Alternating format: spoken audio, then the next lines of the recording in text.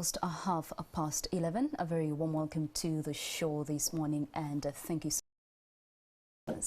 Well, today we talk education, and as we speak, it is no doubt that COVID-19 still lingers around, and we continue to see the impact of the pandemic in different sectors of society, particularly in education. Now, when we speak of teenage pregnancy, the numbers are appalling. Now, we also the difficulty to keeping our young ones in school, and this is the basis of this dialogue. The theme: breaking barriers to sustainable re-entry, retention, and of course completion of education by the pregnant girls, teenage mothers, and the vulnerable children in Ugandan schools. So a very warm welcome, and please be part of the conversation. Do share with us your story and possibly some solutions in your society on our social media platforms, NTV Uganda on Facebook and also NTV Uganda on Twitter. I am your host, Sandra Twinobio. Now, our hashtag this morning is leaving no one behind.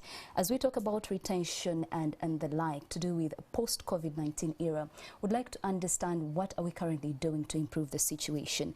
And I want us to quickly attack the elephant in the room, and please do allow me invite one of our guest speakers this morning. This is Mr. Francis Shanti Odokorach, who's the country director Oxfam, to set the pace of this dialogue, but most importantly to help us understand why this morning we are actually here to talk about education and all the other aspects that are happening within the country.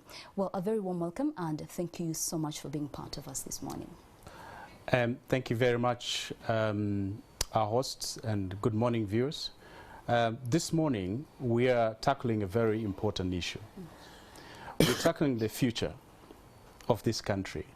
We're talking about equality, sustainable education. We know for sure that the issue of COVID-19 and the impact that it has had on the different communities in the households and also in the schools is far-reaching. However, while we talk about the impact of COVID-19, I think COVID-19 has only unearthed issues that have been existing in our societies, existing in our communities, that impact people differently. And today we will be looking at how we can break the barriers for sustainable re-entry, retention, and completion of our children, of our girls who have always gotten themselves into a situation that makes them become pregnant. And some of this situation is absolutely out of either the situation where the community or the family have failed to protect these children. Why is it important for us? It is very important for us because the development of any community, the development of any country, and the development of Uganda has got to be inclusive and has got to ensure that it is sustainable. We cannot talk about fighting and ending poverty in our community if the women, if the girls do not have equal access to sustainable education. That also means that they will not have access to high-income earning jobs, and that also explains why majority of the high income positions and the income inequality that exists in Uganda.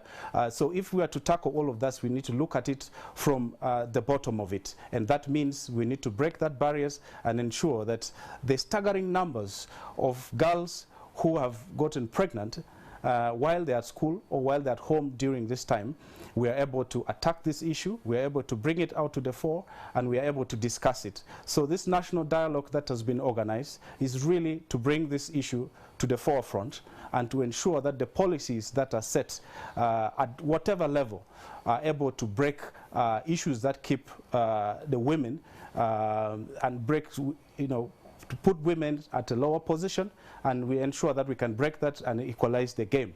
And we don't want to leave anybody behind. And that's why today we are tackling this issue with very serious importance. Well, I'll be coming back to you in a bit just to ask about the role of Oxfam in trying to advance sustainable education in Uganda. But for now, do allow me move on to Ms. Angela Nakafero, who's the Commissioner, Gender Ministry of Gender, Labour and Social Development. This is probably my fourth time having you on on the same panel. And speaking about the same issues, we've had different conversations to do with COVID-19 affecting education and girls. But from where you sit currently, how are we doing? You know, are we moving forward? Thank you very much.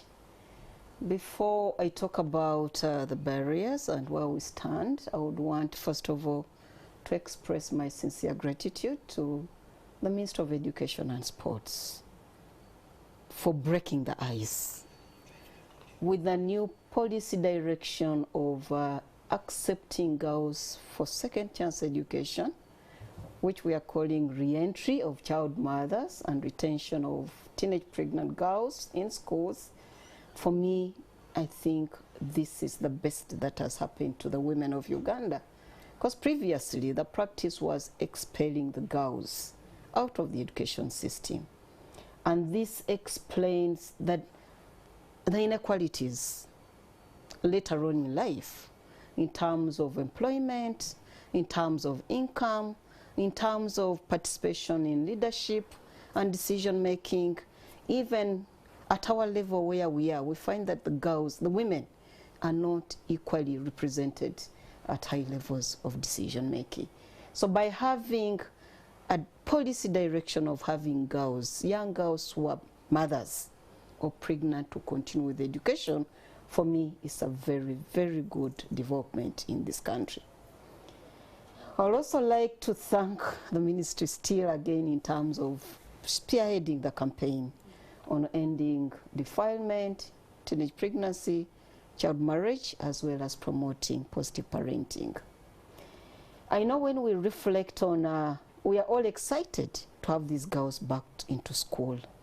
I'm one of the persons that really drafted this policy direction, and I'm glad that even when I had left Minister of Education was able to carry forward this work and having it officially adopted. So I'm excited, and it's a development that I celebrate as a person. But as we get excited, we are getting girls back to schools, the child mothers, into the education system. For them to pursue their right to education, there are quite a number of barriers. The first one that I would really want to emphasize is the fact that we have high levels of sexual violence in this country. Sexual violence, according to the first national survey on gender-based violence in Uganda by WUBOS, which was concluded and officially launched last year, it indicates that sexual violence has increased from 21% in 2016 to 36% in 2021.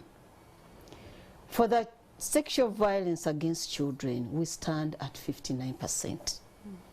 That's not an easy situation for all of us. These are different forms of sexual violence, and of course for the girls, we are seeing an increasing trend of defilement by 3.8%. It's not surprising that our girls are becoming pregnant. And I wouldn't want us to blame these girls. These are cases of defilement. Until men and boys stop defiling these girls, we will still have a challenge of teenage pregnancy, we will still have the challenge of child marriage. So it's a barrier. The increasing levels of sexual abuse in this country is a very big barrier. So as we design government programs, as we do campaigns, we really need to put a lot of emphasis on preventing sexual violence. We also need to look into the aspect of giving these young people, both boys and girls, because even among boys and girls, young girls and boys engage sexually. Okay? So these young people have to know the implications of growing up, sexual maturation. They have to be exposed to the right content on sexuality education. Girls have to know, what does it mean for me to grow up? What does it mean for me to start undergoing menstruation? And of course, what does it mean if somebody engages me in a sexual relationship? And of course, what do I need to do as a girl in terms of preventing or protecting myself as I wait for other people around me to protect me against sexual violence.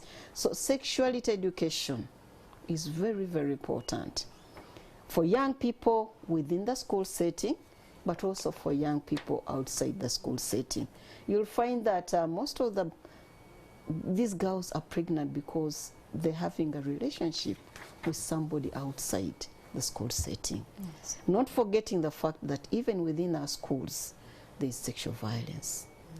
The second barrier I would want to really talk about is the aspect of negative social norms. Child marriage has been going on and is still going on. And the moment a girl gets pregnant, we tend to believe that she's ready for marriage. We look at her as a spoiled one who is going to be a bad example to other young people. We need to change that mindset. These young people need to be protected by us. It is our responsibility to protect these young girls against sexual abuse. It is our responsibility to ensure that they continue with education. It is our responsibility, all of us, as parents, as teachers, as community, to ensure that these young girls are provided with a much needed support. We also look at, we find ourselves with some still prevailing negative social norms, like female genital mutilation. If you go to Karamoja, once a girl is mutilated, marriage is already negotiated, whether she likes it or not. So it's an entry point into child marriage.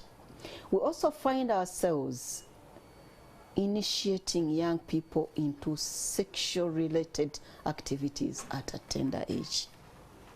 In Uganda we have the pulling, elongating of the private parts.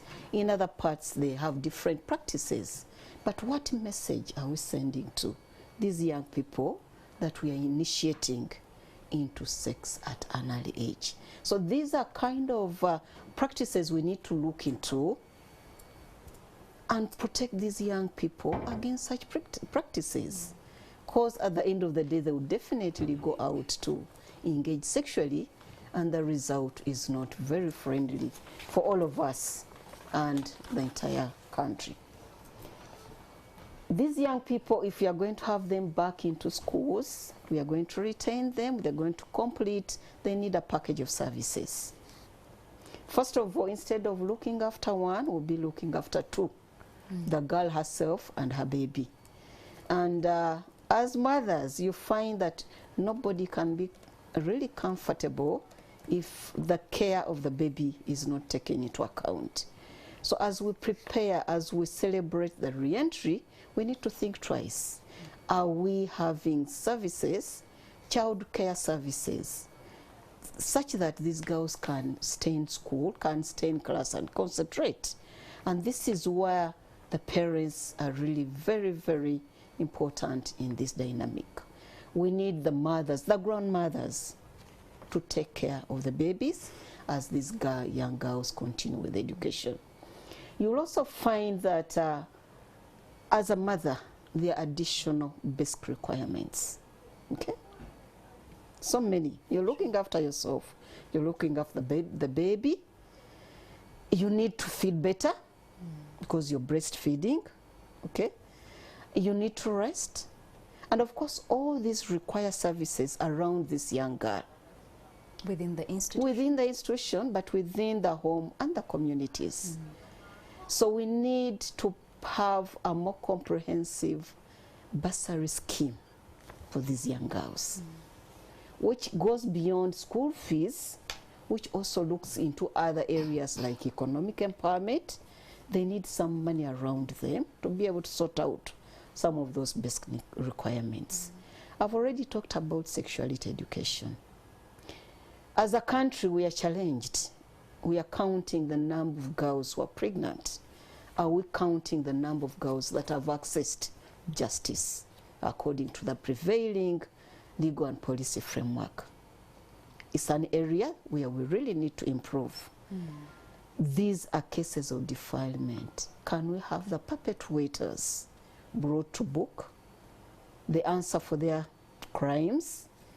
and also commit to look after these girls. Of course, I'm not saying that we've pushed these girls into marriages with the perpetrators, but the perpetrators must be held accountable. We've been engaging with the justice sector, but the rate at which some of these cases are being managed is still very low. And of course, if justice does not prevail, the perpetrators will continue defiling the young girls. But you know, it also, you just remind me of stories we've had within communities where these perpetrators that you're talking about actually connive with the parents themselves. And why do I bring in that point? I would like you to point out the aspect of parents to have a role to play. We are seeing parents send out their girls just because they were raped, and they are paid, they're compensated in a way, they're allowed to take on their children, and you know, they forego education. We've had challenges with the parents being irresponsible. I call it irresponsibility. We've had cases where evidence collected is inadequate. Yes. And of course, even the justice sector finds itself in a very tricky situation. We've also had cases where girls are saying, no, I was never defiled. I'm already of age. So there are a number of dynamics in terms of access to justice. But the role of the parent is very, very important. And I would want us to engage the communities and parents. That's where the campaign is focusing on positive parenting. As a parent, your roles and responsibilities are very, very important in terms of protecting the girls against sexual abuse, but also ensuring that this girl is taken back to school. So in terms of moving forward, ladies and gentlemen, we need to ensure that we tackle the issue of social norm change. Parents need to protect this business of chasing away the girls from home and making them married to the perpetrator, denying them the right to education. All such practices really, as Ugandans, we need to stop. Sexuality education is very, very critical. Sexual reproductive health. Quite often I've been engaging with young people. The first sexual intercourse may be forced, okay? But the second and third is never forced. So we need to be very, very open to young people that whatever you do has implications to your life. And of course, your development as a person. We need to invest into services around these young people. Yes, they're able to go back to school, but for them to be retained in school, they need a lot of support services. And maybe just to stay on the point of services, the aspect of allowing young girls get access to sexual reproductive services, which include maybe family planning methods. Is this something that you feel as a ministry or as a country we should actually accelerate to see that maybe even a 16-year-old can decide to say, can I start family planning? Our priority is really educating the young people on sexual reproductive health. Give them the right information, so that they what is make required, the right choices. so that they make the right choices. But in cases where the issue is out of hand, then the issue of access to contraceptives then can be a solution. Okay. Of course, I'm not encouraging all young people to go for contraceptives, but we've had cases where these girls are not going to stop. Yet, we want them to continue with education. Well, thank you so much, Miss Angela Nakafero, for you've really set the pace on the barriers and a bit of how we move forward. In your remarks, you mentioned about the negative societal norms, sexual violence. I mean, a number of things. We need to do a lot in terms of changing the mindset around this entire aspect. And before we move on to our chief guest, who is also the Minister of State for Primary Education, I'm just reminded of a young lady I recently met who's just 19 years old. And she said the long closure of the schools affected her so much that she did not want to go back to school. So for those categories of children that make their independent decision to say, I'm not going back to school. As a ministry, how do we entice them back? Because the parents are actually saying, no, we can afford to send you back to school. But the child is simply saying, I do not want to go back to school. I want to stay with you again. How do we deal with that? Really, that is an issue that we need to deal with as a country, but I also need to emphasize that children are able to make the informed decisions at age 18. Okay? Below age 18, we guide and we also support them to make the right decisions. So much as they may say that I'm not interested to go back to school, it requires that we need to sit with them, guide and counsel these young people to go back to school, because it's the best thing to do in life. If you don't get education, there are so many opportunities that you miss out in life. So as parents, we really need to play a critical role of talking to our children. As teachers are supporting us to engage them, teaching them around the importance of education, parents and communities will also need to do a lot extra work to really prove to them that education is not an option. Yes. Okay? It's a right and it's a must if we are going to succeed in life. All right, thank you so much. Ladies and gentlemen, please do allow me to invite our chief guest. For so many things, you have 3 roles today. We would like you to officially open this dialogue, but again to speak to us as a minister and again as a parent. You know, when you look at the issues that we're currently seeing in the country in terms of retention, getting our children back to school, how would you say we should address the barriers moving forward? Thank you so much.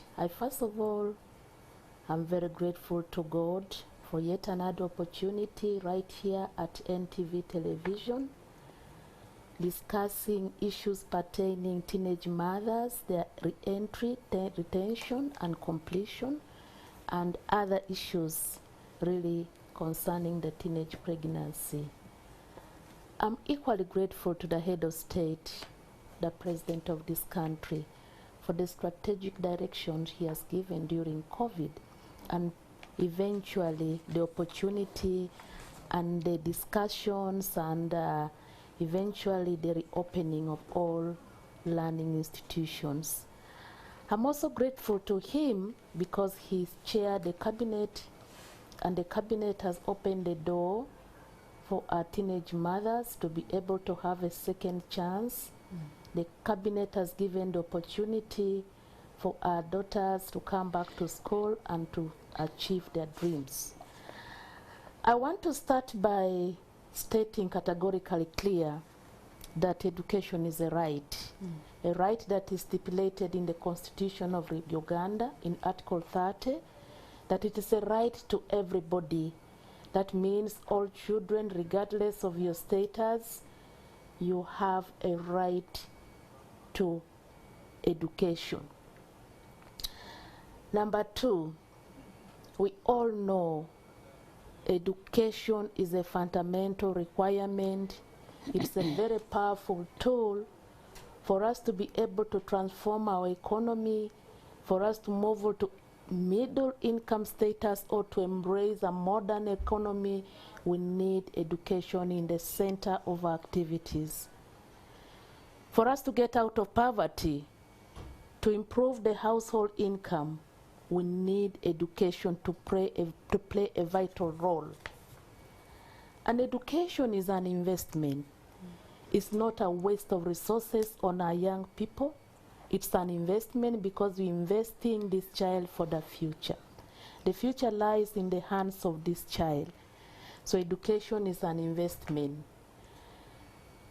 And I want to state that for us to achieve the National Development Plan 3 as a country, for us as a Ministry of Education to embrace the Human Capital Development, which is a program embedded in the NDP 3, we need inclusive education, equitable, and every child should have that access and a right to education. And in a special way, allow me to appreciate the organizers And that's why education is a collective responsibility. It brings everybody on the same platform. We are here as ministry from education, from gender, the partners, the civil society organization, and everybody is here speaking the same language, including the media, of which I'm very grateful. This has been a journey before COVID, during COVID, and after COVID right now. We are very much aware before COVID, our teenage pregnancy rate was rocketing the sky. We move in a stagnant manner. We've been before COVID at 24% for quite a long time. We thought we were going down, but it went up to 25%. And this was worsened during COVID. The burden is loud, it speaks for itself. And the increment has been really significantly high. We have registered 7% increment in terms of prevalence, meaning that we're speaking about 32% on average, but some districts and some regions have gone up to 36, up to 40 plus. That is a serious problem we are tackling. And that's why we are here many. Now, what have we done and what is it that we can do? Knowing where we came from, what has happened during COVID, how COVID has disrupted the education system. It has created a lot of challenges in terms of getting a girl child out of school, which really it managed to do. Where are we moving and what is the direction? What is the roadmap? That is where we are today here. In a special way, allow me convey my sincere appreciation to the First Lady, who is the Minister of Education and Sports, because this subject is so dear to her heart. She has been our champion.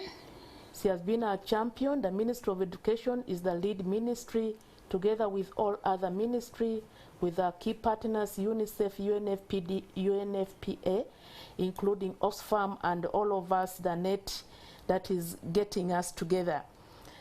So for us to effectively handle this issue, we needed, which we did, to analyze the root cause of this problem. And how can we bring a breakthrough in this root cause, which have just been talked about. And for us to break through, to provide clear direction, we need to bring everybody on board.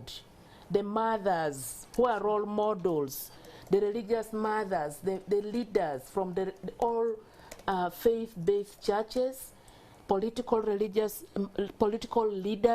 ladies, females. We bring on board the students. We bring on board everybody that can cause a change in this matter. And now, as a ministry, as government, we need a very clear planning. We have been all along disseminating this information, meaning a very good strategic of communication. This is one of the means we are communicating to our people. The counseling that we are talking about, we need it a very clear and, of course, change of mindset and attitude as we all advocate for these girls to re-entry back to school, to sustain their stay, to retain them in school and complete their study. That is the strategy we need to put in place. But it comes with challenges. For somebody, after getting pregnant, you come back to school after many years, it takes a lot of personal commitment, personal change of mind, and as a girl to say, yes, I can make it, I have a second chance. We need role models who have gone through such experience. Many mothers, many powerful leaders like me have gone through a lot of experience and had a second chance that made us what we are. So we need those role models to come forward and speak about what their turning point, how they did it, what is it that is unique that these girls cannot do. So this is the time that we need to bring up those issues. Coming back to the point that we are now, the re-entry. For these girls to be able to come back, to stay in school, complete their studies, first we need to do a lot about the social component in their family, the community, the change of mindset, the children. My colleague talked about how to look after this baby, integrating this baby into the family norm. We need to do a lot about positive parenting, even for this very girl who is coming back to school. And then my school environment. I have my teachers, because some of these defilement are done by our own parents, by our own teachers, by our own community people, relatives. So we need the school environment to be prepared to receive these girls, to remove stigma. They should be able to cope up. They should be able to get positive peer pressures, not negative. The support that is given in school should be able to allow them sit and concentrate. So that means our teachers equally need to be counseled, they need to be trained, they need to accept emotions of these girls, issues concerning psychosocial, mental, really counseling of these children. And I'm happy that the ministry, under the leadership of the First Lady, has presented a document that has come out as a policy document, legal framework to guide us walk through. But also we've got a guideline for the teachers, the male teacher, the female senior teachers, and the other teachers. How best can we handle these girls? Matters concerning the girl child, matters concerning the boy child. So the teaching environment, that is where, as Ministry of Education and Sports, we are trying as much as possible to put emphasis and to ensure these girls have accepted, as the mothers, the family, the community is also handling the other component of the family, positive parenting.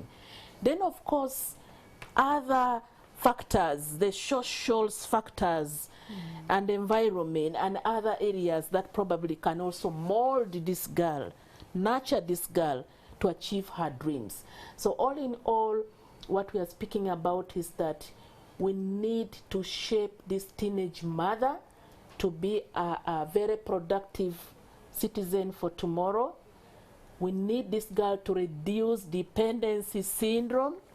We need this girl to eradicate poverty, because education is a tool that can empower you to be able to reduce poverty. So if this girl has come to school, we're talking about two methods of education. The formal education that we want this girl to re-enter, either primary or secondary, and then the informal education services, that is the TVET. So for those, the question you asked, that there are girls that will not wish to go back to the classroom. We have option. Either really, because they're making some money. Yes, they are now used to making money. They know how to plait hairs, they know how to cook food and to get money out of it. But we can train you to do better, that can bring you more money, and you stand on your feet. You look after your family better, you become a productive person, and you eliminate poverty.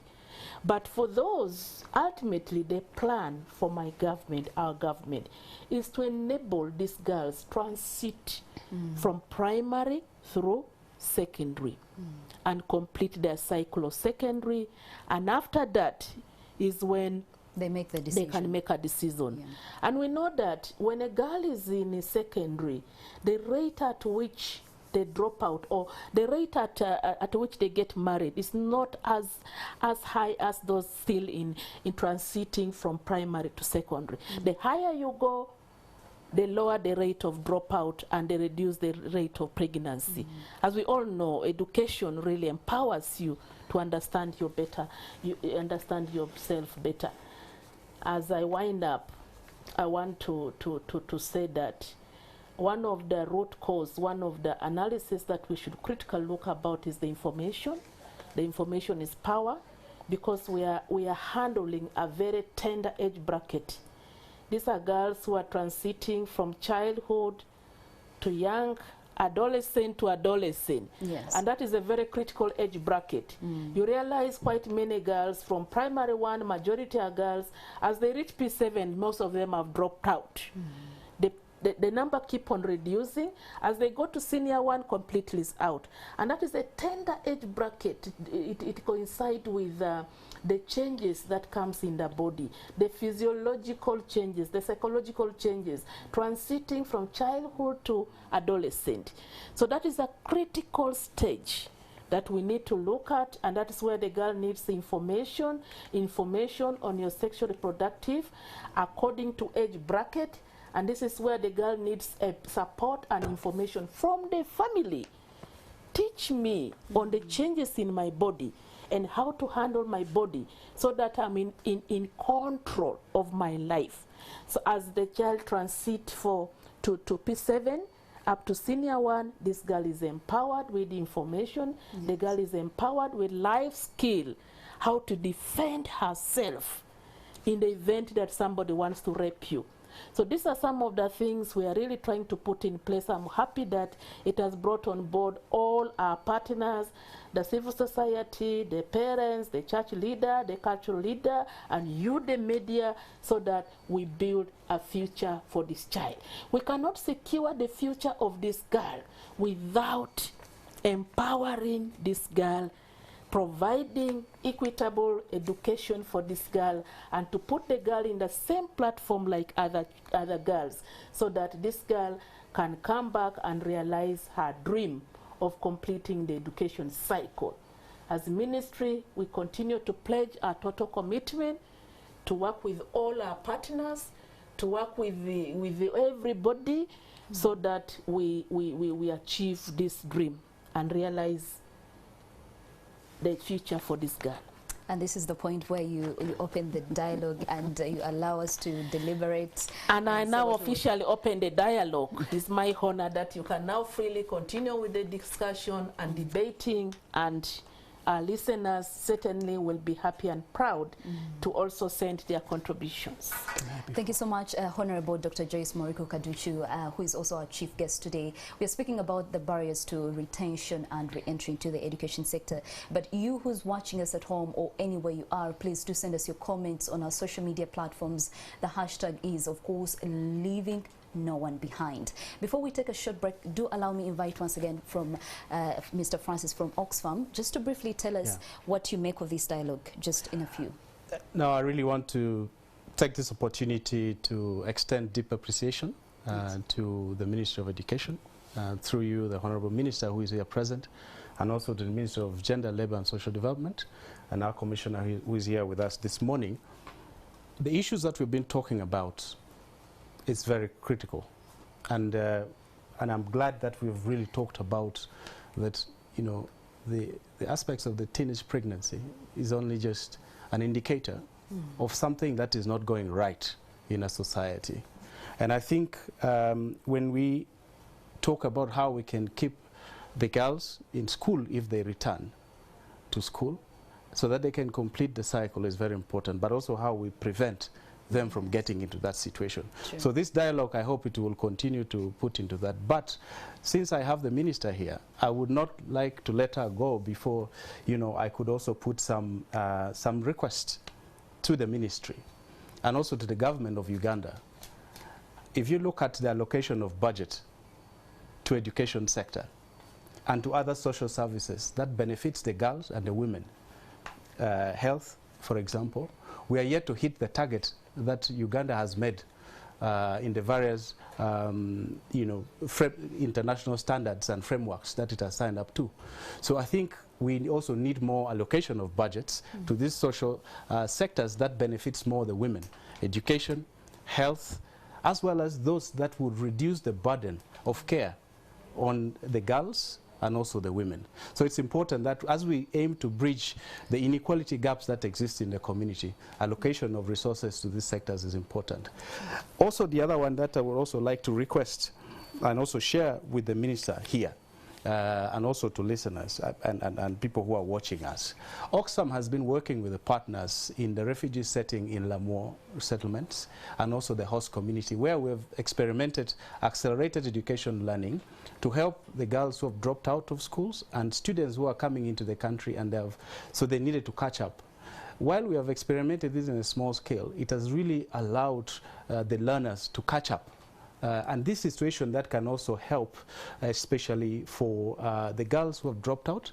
Sometimes they might fear to go back to school because they will fear to catch up with their friends who have already moved on. But if they're reassured that through these programs we can help you to catch up with your friends that you have been in the same class with, that can also help them to retain the hope that they can. But I think more importantly for us, also the message is, you know, as you will find a chance to speak to His Excellency and the Minister of Education and the First Lady, I think the push to ensure that we can hit the target that we have committed to in the budgetary allocation for the country. I know it's a hard time for every government in the world, especially in the post-COVID time, but probably this is now the time when we need to prioritize these sectors the more because of the added shock that it has had onto these economies and also to these sectors. Thank you very much. Thank you so much, ladies and gentlemen, and you've really set the pace of this conversation. And for those that are watching us, we'll be having a panel discussion now that our chief guest has allowed us to talk about these issues, and we'll be looking at the creative approaches to addressing teenage pregnancy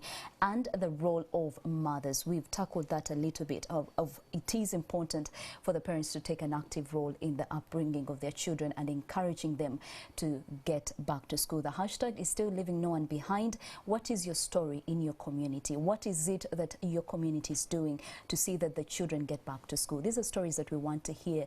And who are those role models that got pregnant, got back to school, and have actually made it? Can we use them to encourage our young ones to continue with their education? So we'll take a short break, but we'll be back with a panel discussion, so do not go away.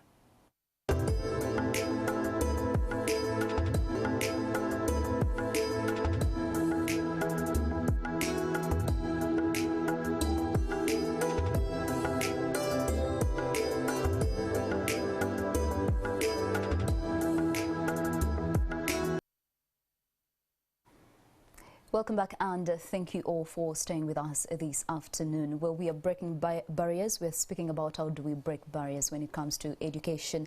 And this two-day dialogue is based on the theme, breaking barriers to sustainable re-entry, retention, and also completion of education by the pregnant girls, teenage mothers, and the vulnerable children in Ugandan schools.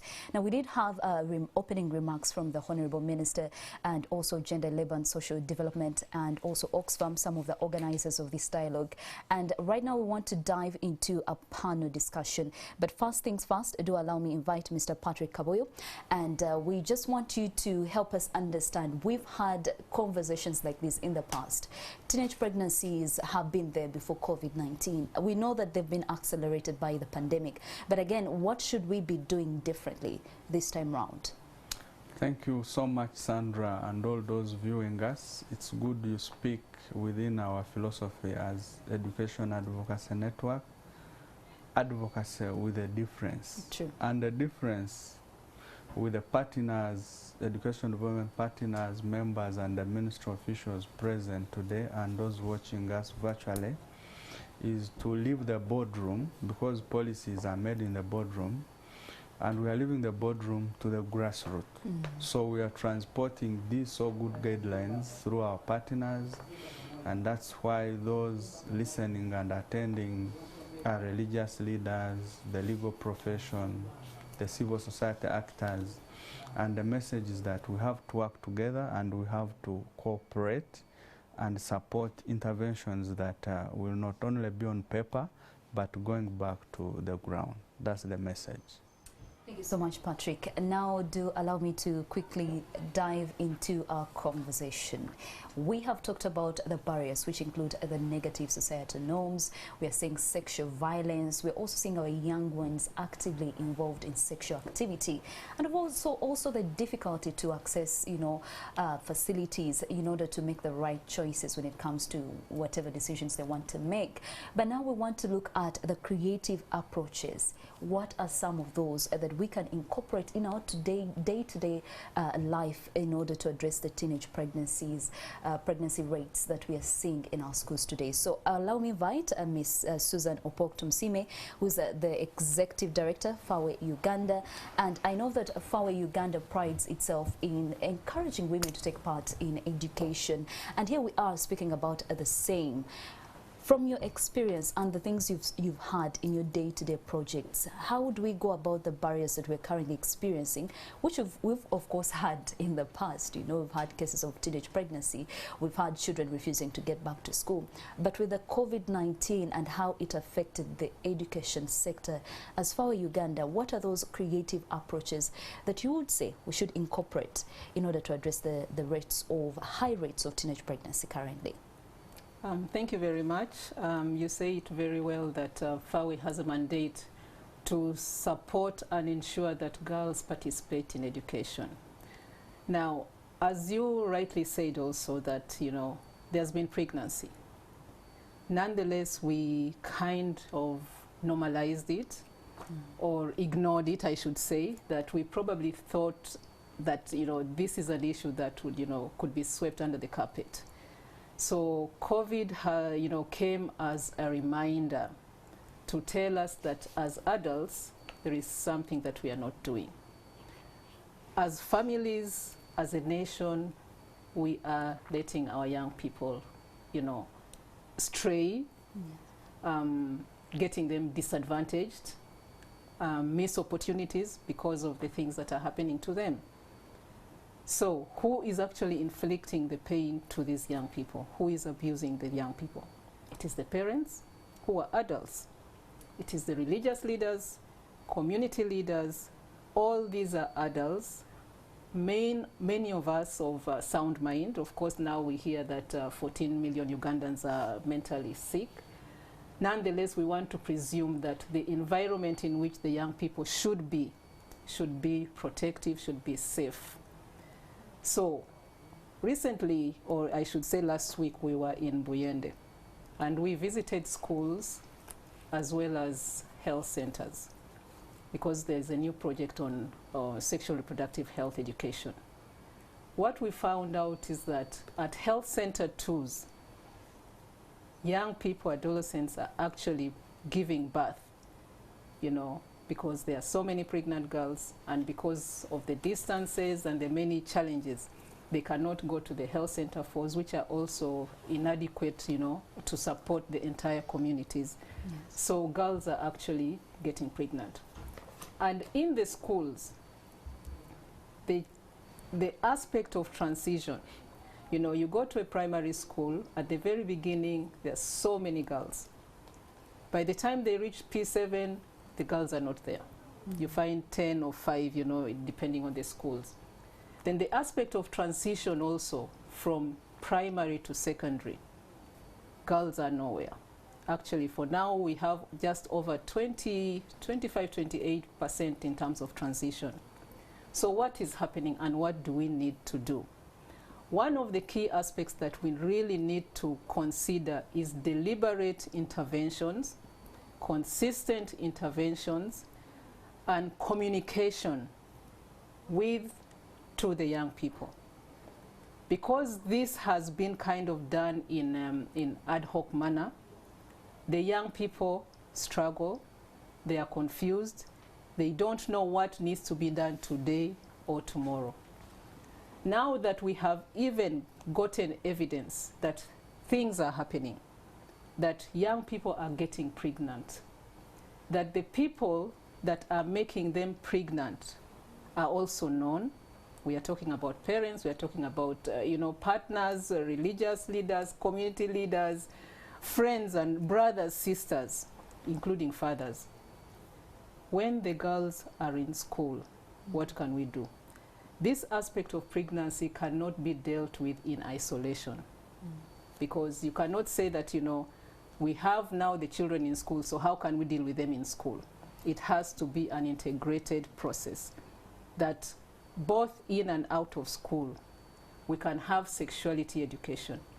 We've had a challenge that there is a perception that sexuality education is sex education. We are not saying children should have sex, but we also know that children and young adolescent girls are having sex. So the issue is, how can we support them to get the information that they require to be able to know what to do and what not to do. And it's good now that we have the evidence. We can help them understand this. And this is part of the innovation, adaptation, you know. Help them understand that what is at play is actually dangerous. So if they do this, this is what happens. But also, how can they prevent this? There's a lack of sexuality information, opportunities and spaces within schools to support the young people to understand and appreciate what is happening. We were told in Buyende that, I think some time ago, the Ministry of Health, you know, went to the schools and spoke about condoms and, you know, showed them how to use it. And, you know, it was like, wow, everybody went out, you know. So the issue is, what are the principles within which we provide the information and access to the resources that, you know, the young people require and need to utilize to safeguard themselves? These safe spaces in schools, the role modeling that has been spoken about by the previous, you know, panel, the mentorship, the consistent information that needs to be provided, the one-stop. I think one of the key things that could be is one-stop centers that have, you know, all the resources that the young people require. Because when we went to the Buyende, I'm talking about Buyende because it's just last week, you know, the health center FOS did not have the safe spaces. And the, you know, the health officials told us that, you know, young people come and they loiter around and go back. Why? Because everybody else is there. So they cannot scared. Present, yes, they're scared. They cannot present themselves, they cannot, and sometimes when they see, you know, an official walking around, then they go and whisper, can I get this, can I get? So we need these safe spaces, we need resources in and within the schools. We need increased access, and actually, Patrick was talking about, I mean, I think the country director of Oxfam, budgets. Budgets need to be provided in the schools so that, you know, resources can actually be availed. The school administrators, the governance system, the teachers need to be educated to provide this information, because it hasn't been so. So like I said, the aspect of consistency, deliberate information provision to the young people. And if possible, I want to think that it may be needful that we have a curriculum, basic curriculum that actually is part of the broader curriculum that is presented to the young people within the education system. And this will let the young people know that, you know, sexuality, the issues that happen around them are not by the ways, but rather things that need to happen. Aspects to do with engagement in extracurricular activities and plays as forms, and probably role modeling, drama, etc. also, could be utilized to help the young people understand their sexuality, but also understand the implications of what is actually happening. So youth voices also need to be brought up. The youth should not be secondary factors in the issues that affect them, in the issues around their sexuality, but rather they should be at the forefront, and especially we could utilize peer support, peer educators, to ensure that young people understand and appreciate and prevent, you know, the ills. I must say that, you see, the ills of teenage pregnancy are not in isolation. They come with STIs, they come with, you know, HIV/AIDS. They come with, you know, now there is cancer, but, you know, we do not know, you know, you cannot know, because there's a lot of things that are coming through and interlinkages between issues. So young people really need to be supported to understand all this. All right. Thank you so much, Susan Opop Tumsime, the Executive Director, FAWE Uganda. You've clearly stated that there is need for a holistic approach, integrated approach to dealing with teenage pregnancy in Uganda. We need to give our young people safe spaces. I mean, if they want information to do with reproductive health or sexual health, I mean, can they have access to this without feeling judged? Can we also look at increased access to, you know, different mentorship, for example, role models, people that they can look up to and actually speak to about the issues that affect them? Well, creative approaches, these are some we've heard from FAWE Uganda, but what about you? Do get to our social media platforms, use the hashtag Breaking Barriers and Leaving No One Behind. We're still waiting to hear from you, of course. Now, much earlier we did speak about the role of parents, you know, in curbing teenage pregnancy in Uganda. We've had reports where parents are sending away their children, you know, to get married simply because they've gotten married, you know, they've gotten pregnant. Now, how do we encourage our mothers to take an active role in raising their very own children? So we now speak to Ms. Angela Narwanga, who's the board chairperson, Education Advocacy Network. Are you a mother, for starters? I'm a mother of two. A mother of two. 13 and 8. Interesting. Yeah. How then, what role are you, I mean, speak to us on a personal basis. You have very young ones. And these issues that we're seeing within society could potentially, I'm sorry to say, could potentially affect your own children. What role are you actively taking to ensure that it is not a story, a tale of your home? I actually have a personal story. Yes. My 13-year-old boy, sat P7. And I almost thought pregnant. Not really. And with access to phones and laptops, you realize there's a lot of information out there. TV, he's watching this and the other. So you realize there's a lot of information. Sure. Yeah, so one time he says, women want a lot of money. 13-year-old. Interesting. Why? At school, there's this girl. Every time she asks for money. So when I tried to talk to him, he doesn't want to talk much. But yeah, he just keeps saying, they like money. They like money. I'm like, because maybe he's reading about it online. not really. I talked to a close friend who is a close friend of his as well. And they had a chat, one of the outings, and 13-year-old. yes, and he was saying, you know, I can't tell mommy some of these things. She's female. This is a male talk. Interesting. A 13-year-old. So we have been socially constructed. There's a female approach and then a male side of the story. I am male. So we should make children our friends. Yes. As parents. That is the first role. The first role. They should be your friends. But remember, we are not living in a vacuum. Out there, wherever they are in school, wherever they are in the community, they hear a lot of stories. If you do not tell them what is right, somebody else is going to tell them something else. So when they had a chat, this 13-year-old had to reveal, you know, I had feelings for this girl. But she likes a lot of money. She likes money. And like, feelings, not like sexually, but she's a good girl. But when you try to, I want her to be my friend. When you try to talk to her, let's go to the canteen, give me 1,000.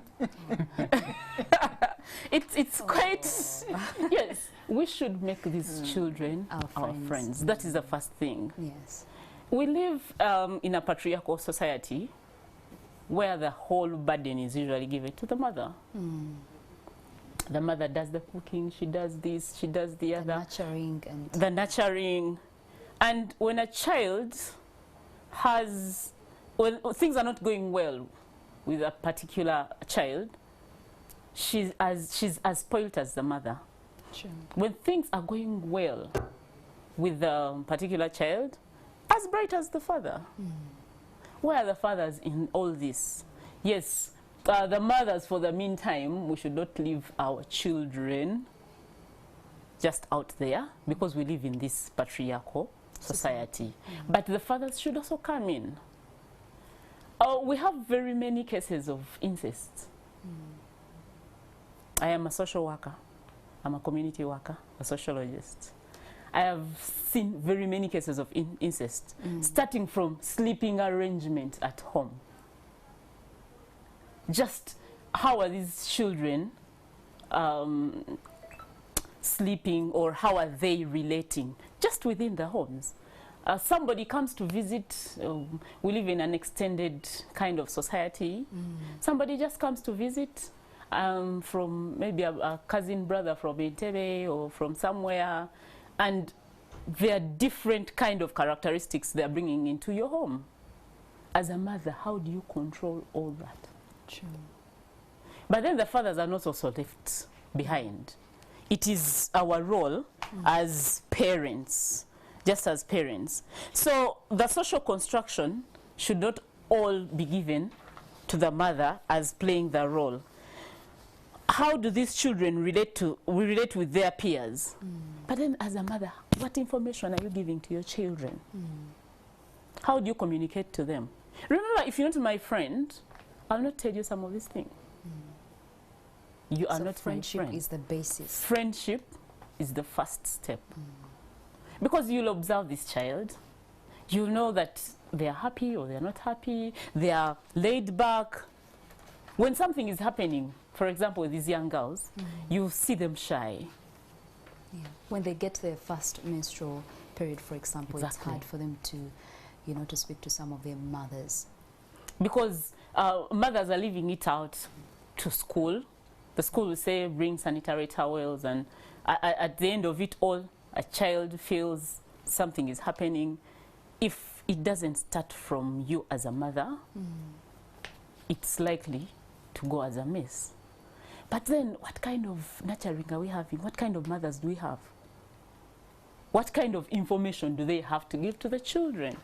It still goes back. We've talked about sexuality education. We have to have age-appropriate kind of information given to these children. Information is key. Information is power. If a child, for example, has an STI, will they come to you as a mother and say, you know, mommy, I'm not feeling well, something is... Will you be the first person they contact?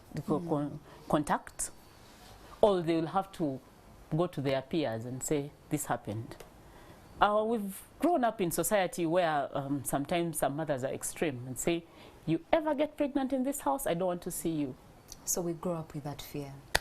So if I get pregnant, what do? I just get lost. Or try unsafe abortion. And what are the consequences? So as mothers, our first role is to make our children our friends, and then give them age-appropriate information. You know that an 8-year child, I will tell them this, tell them maybe about their body, this is my body, don't touch me, don't do this. If they're playing as children, a child will come and say, Mommy, this one touched me here, or they touched me here. You know, that is the kind of awareness that the children start with. And then, we should not bury our heads in the sand. How do these children get pregnant? They're sexually active. And we shouldn't lie to ourselves. We shouldn't lie to ourselves. As we preach abstinence, say, no, we should abstain. Even when we go to the church, we should abstain. What is the reality on ground? We should stop burying our heads in the ground. What other alternatives are available? Now, as a mother, for example, if you have maybe a 19-year-old or 16-year-old who you probably know has become sexually active, would you encourage her to make use of contraceptives? Because you know, sometimes we have to have this conversation. We are seeing 16-year-olds that are getting active. I mean, should we make the conversation of contraceptives, you know, very public, so that they can be able to know, make use of that information and make the right choices, which is to stay in school? 18-year-old, 19-year-olds can consent. they are old enough. If you do not teach them about the contraceptives, by the time you realize they are both pregnant and HIV positive. Tell this child there is HIV. If you have sex, the probability is you may get pregnant, you may catch HIV, you may catch other STIs, Yes. you know? And then it will be at the back of this child's mind. You know? If I engage in sexual activities, this is likely to happen. How do I go back home and tell mommy or daddy that I am pregnant? The perpetrators will lie to these young girls, you know, I'll not make you pregnant. I know how to do this. Yeah. And she'll say, yeah, I think he's old enough, or He he's knows old what enough. he's doing. Yes. And the other thing is, as we look at these young girls, they don't live in a vacuum. Let's look at the young boys as well. Out of class, behind the classes, at the well, you know, these structures, the young boys are involved. Yes. They're the ones who are, they are mature men who are making these young girls pregnant, but the young boys are also making them pregnant. And the boy will continue with education. The girl will first stay, they will drop. And the likelihood of this boy marrying this young girl, The chances are the very chances low. are very Well, as we low. conclude this panel specifically on the role of mothers in curbing teenage pregnancy, you've talked about friendship and also giving our young ones, you know, appropriate information. What is that one thing that we should reflect on from your part as we conclude this panel? The reflection right now Yes. is, it's broad-based. As the government and other institutions, empowering the mothers, Yes. both financially and with information, because it starts from home. When the mothers are empowered, they are also empowering the children. Yes. So the children will also have the stand to either say no, to say I can't do this, I'll not do the other, yes I am pregnant, but I can go back to school. The school environment where they are going, where we are pushing them, how prepared is it? Yeah? How are we preparing our teachers? Because a teacher will say, you mother of two, it totally takes everything off. All right, thank you so much, Miss Angela Narwanga, and also Susan Opoktumsime for, you know, giving us creative approaches and also the role of mothers in curbing teenage pregnancy. Well, we are still having this conversation, and shortly in a bit, we'll be looking at how we can make use of national youth structures in leadership and response to their needs in education institutions, and we'll be speaking to Moses Chidega, and also the role of student leadership in curbing student unrest and negative behavior in education institutions. We'll take a short break and we'll be back with more panel discussions.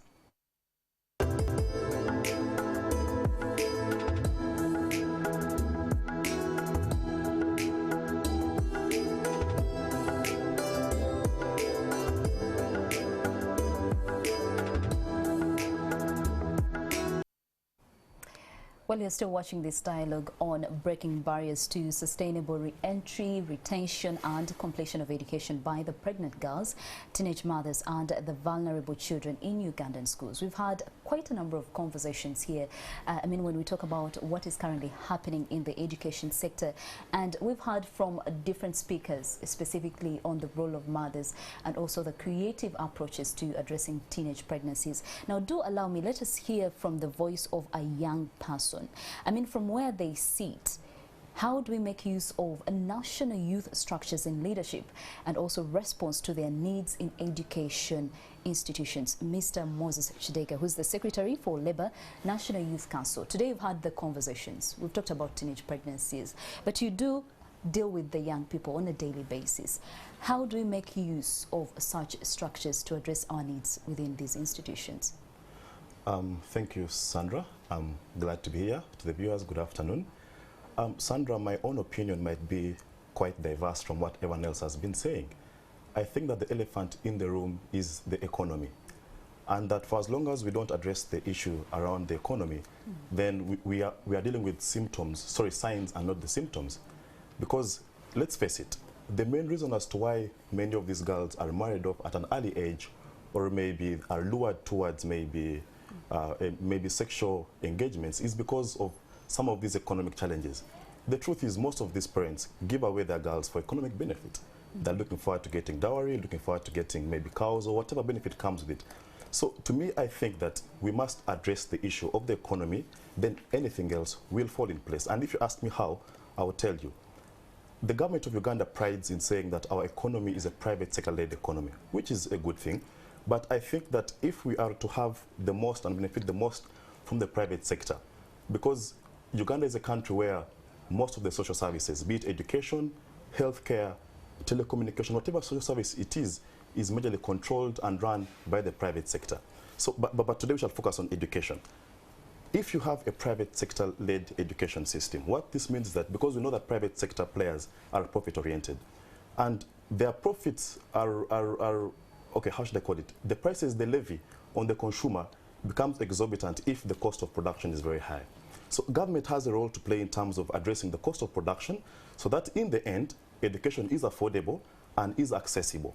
Then if you have accessible education, then you've addressed the issue of having girls go to school, but also you've addressed the main concern of their parents not forcefully getting them out of school for economic benefit. We know that, yes, with the emergence of COVID-19 and all this global pandemic, the effects of the effects around the girl child has of course become worse. But to me, I still insist that we need to address the issue of the economy if we are to address the broad-based aspect of teenage pregnancies, of girls leaving school, because one way or another, it goes back to how the economy is running. So that's my opinion. Maybe also because they've had reports of you finish school, for example, and you struggle to get a job, and here you are in probably senior 6 vacation or senior 4 of P7 vacation, and you're selling pancakes and you're making money.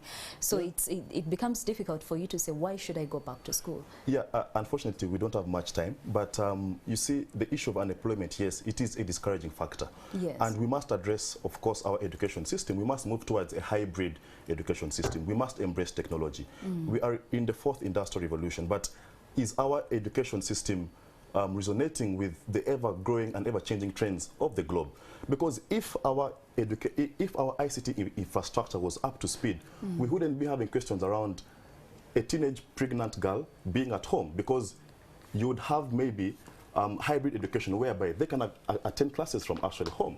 So I think that, yes, the issue of unemployment remains a challenge, but if you're to even address unemployment, you'll realize that it goes back to the economy.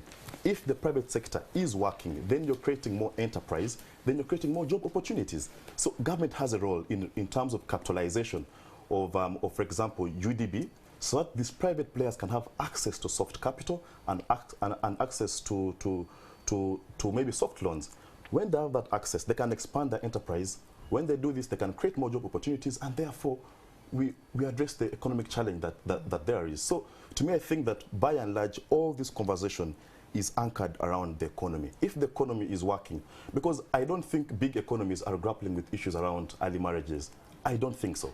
Yes, there are cultural aspects attached to it, whereby certain cultures maybe encourage girls to get married off at early ages, but also some religious practices that condone polygamy. And polygamy, of course, becomes a trap for our young girls. So there is, yes, a cultural aspect which still needs to be addressed, of course, through mindset change.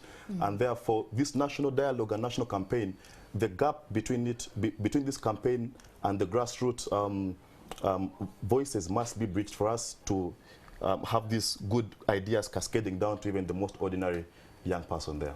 Thank you so much, Moses Chidege, for that. I think you bring in a very key aspect, the economy. We're seeing lots of young people, you know, staying out of school because they want to make money. So, and that goes back to the stories they hear, maybe, you know, maybe if they get out of school, they won't get a better paying job. And here they are making money. But as we come to the end of our conversation, allow me invite Shamim Nambasa, who is the Guild President at Makerere University. And we want to understand the role of student leadership in curbing teenage pregnancy. I know even at university, we're seeing a number of girls go to class when they're pregnant. Well, it may be okay, but from where you sit as a leader, how do we ensure that the leadership helps in reducing teenage pregnancies? Yes, thank you so much, Sandra, and to the viewers, good afternoon. My name is Shamim Nambasa, and I'm the Guild President, Makerere University, and the 5th female Guild President. So I think that puts me in a position where I have to be the voice for the so many girls out there, be it at university level, secondary school, primary school, those not in school, and those inside and outside. But I'll not differ much from what my comrade Shidega said, that the biggest challenge that is forcing these girls into early pregnancies, early marriages and everything, it's poverty.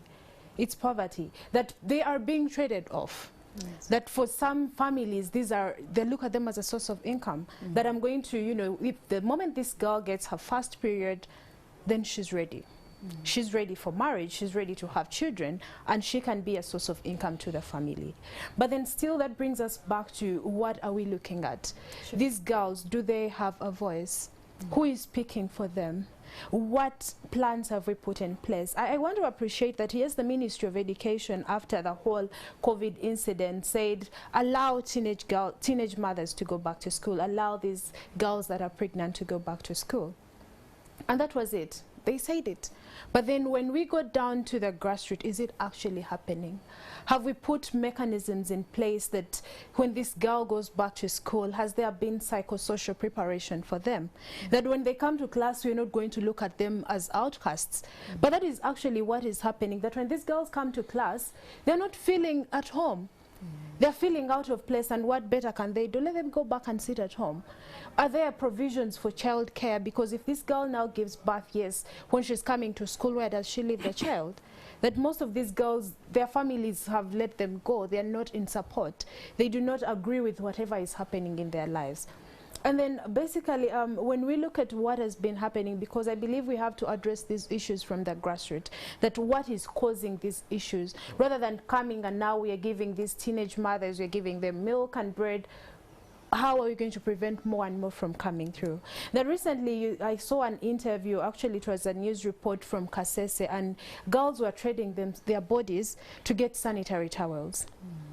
The government of Uganda during COVID spent about 81 billion purchasing masks.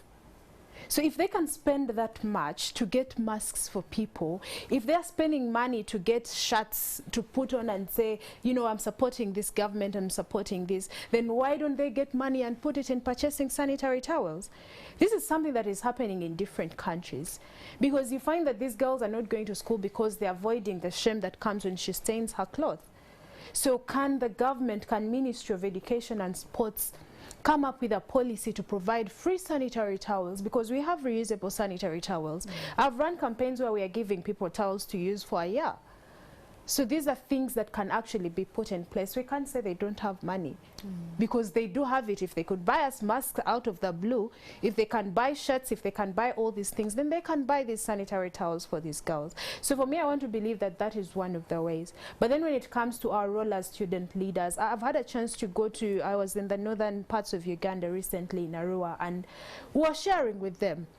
But then you find that these girls actually still have low self-esteem. They still have, you know, that you sit in front and then the teacher asks them, oh, look at her, she's now the guild president. Do you think you're different from her? And then they all say yes. And so if we still have people that think that actually because she is in Kampala, she's different from me, that their aspirations are still that low, then there is a lot of work to do. So I want to believe that as student leaders, we have a role to inspire these little girls. To be their role models. Yes, we need to set the pace for them. We need to show them that actually there is life beyond just rushing into marriage, that I can survive without having given birth for all my life. And I'm now in, I'm in my final year at campus, so anyone can do it. So for us it is being role models. But then I also want to discourage these boardroom discussions where we sit down and we come up with all these solutions, put them in files and keep them. I want to believe that we need to play a role when it comes to going down and implementing the good ideas that we come up with. Great. Thank you so much, Shamim Nambasa, the Guild President of Makerere University. We do hope that you're going to be the role model that majority of the girls out there will be looking up to. As we conclude and close up this conversation, Mr. Patrick Kaboyo, these boardroom conversations should not stop here. What should we do in just a few seconds? Thank you, Sandra. I said we are moving from the boardroom to the grassroots. And that's a fact, and thank the First Lady and the Minister of Education for gracing this dialogue and all partners, Oxfam, and all the ministries behind this initiative. We are beginning the long journey. And we'll be right there to cover that journey. Perfectly, yes. Thank you as well for having joined us here on NTV Uganda. And of course, this conversation will continue on our social media platforms. So what is your story where you are in your community? What are you currently doing to ensure that our young children, stay in school? I've been your host, Sandra Twinoblio.